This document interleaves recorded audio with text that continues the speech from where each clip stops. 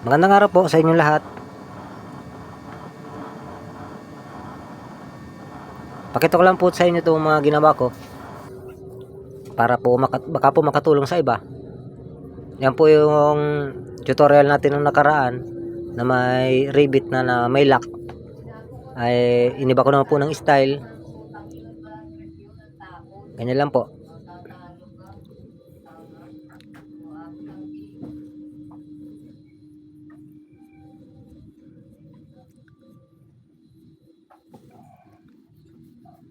Yan po, para po nakalock ang rivet. Tiwala ko dyan mga boss sa rivet. Dahil may gawa ako dyan dito sa amin lang din. May karinderya. Isang taon na po. Isang taon ngayong November yung kalan niya. May rivet po yun. Hindi pa nakalock mga boss. Yan po mga boss. Rivet. Inaasinta ko po yung butas po ng dinadaanan po ng langis. Ngayon po, nilagyan ko po yan ng palatandaan para hindi po ako dyan nagbubutas ng oil distractor mga boss. Para po hindi tumapat sa doon sa butas. Para hindi po mapuno ng carbon mga boss.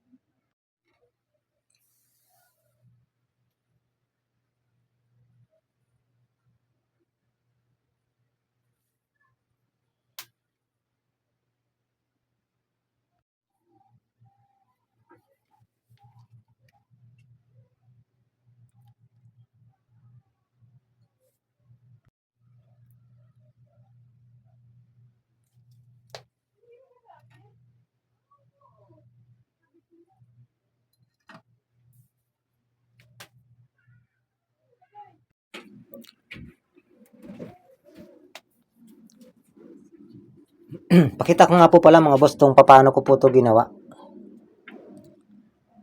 Ito mga boss sa sablay na pintura, huwag niyo na pong pansinin kasi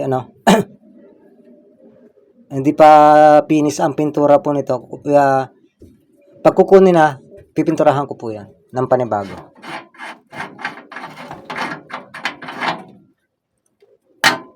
Ito mga boss, siyempre, di-media. Di-media, tapos ito, maliit sa di-media. Scrap lang po kasi ito. Tapos ito, yan po itong, nipple, mga boss. Nipple. Pinutol ko lang para ilagay doon. At ito po nakatakip ay coupling mga boss. Coupling. Yan, dyan yan. Ayan mga boss. 3/4. Mga boss, 3/4 po. Parehas 3/4. 3/4 ang nipple. 3/4 ang coupling. Tapos po itong loob. Goma mga boss. Tsinelas. Sirang tsinelas.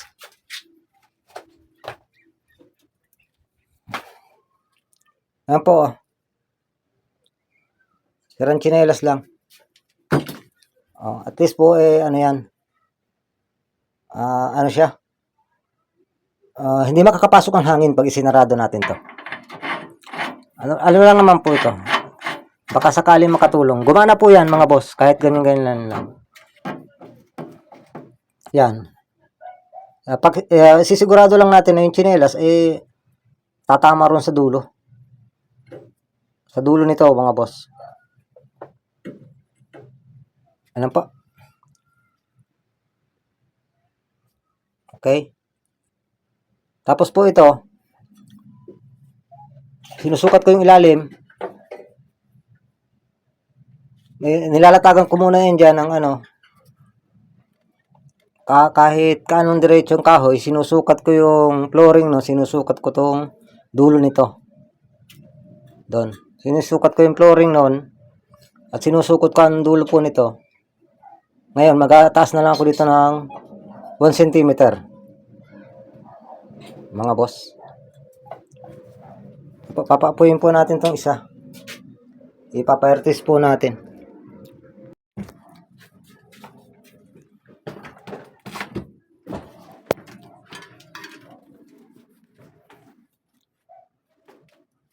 Ito nga pala mga boss. Ito po. At saka ito ay magkapantay mga boss. Yan. Kaya malalaman nyo na yung langis nyo ron kung gaano karami mga boss. Kasi ito kapantay ng flooring. Pag mga nandito na ang langis nyo, aabuti na yung mga boss. Pwedeng magbutas dyan yung may-ari. Kasi ordinary lang naman to Order po to sa akin, ordinary lang. Medyo mura to. Nasa likod po ang saksakan. Wala namang automatic shut off kaya medyo mura. Ito po yung burner natin.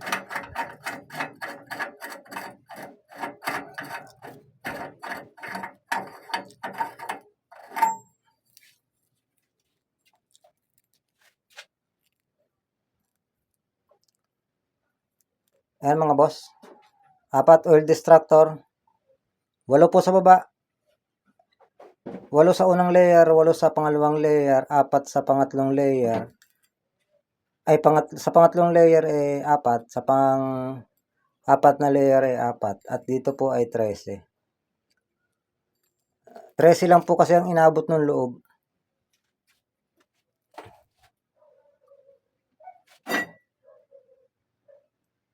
Yung pong loob na yun 13 peraso lang po ang inaabot. Hindi na kayang gawing 15. Dikit-dikit na po. 4 oil distractor 2.5 mm. May tapos 4 din po 1.5 mm pa banda lang.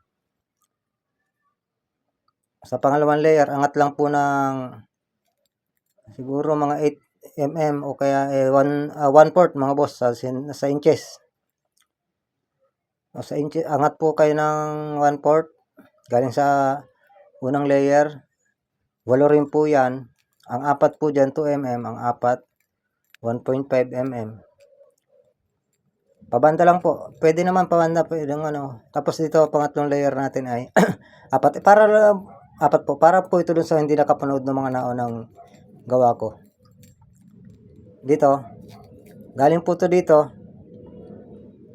hanggang doon ay 1 inches mga bossing.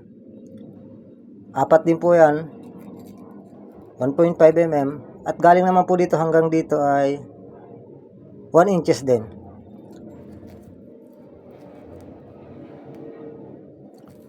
Yan po. Ito namang layer ng oil distractor mga boss 1 inches din po yan galing sa base natin mga bossing.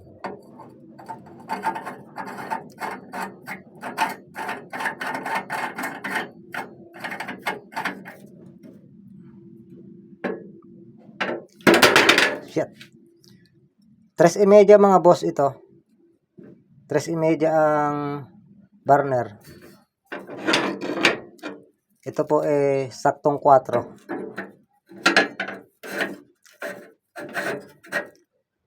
Mga boss. Saktong 4 chamber.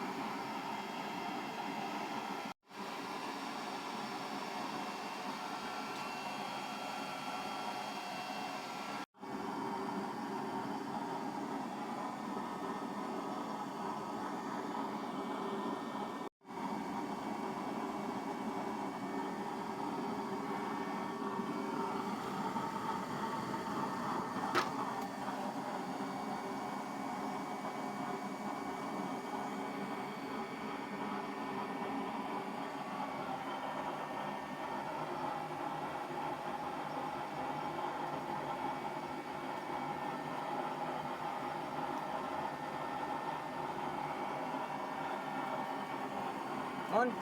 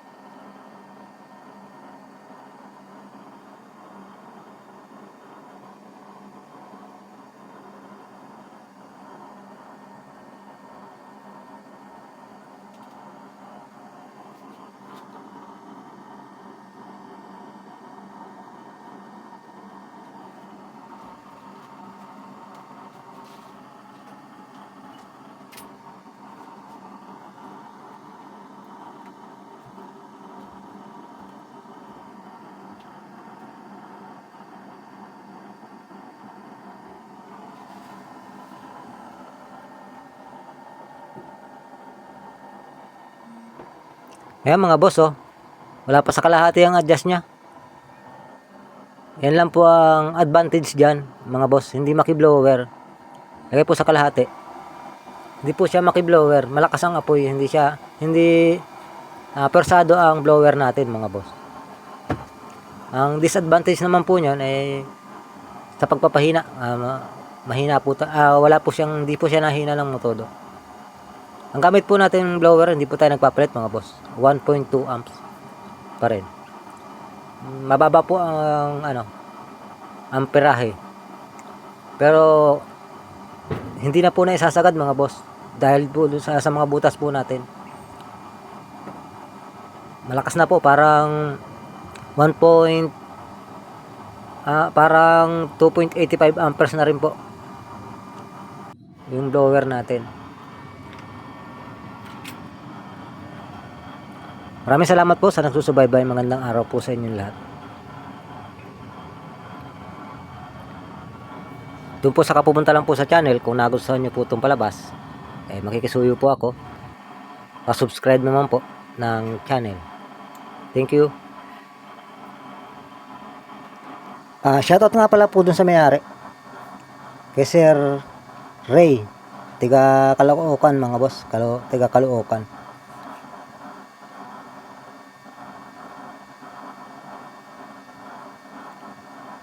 Hanggang sa muli.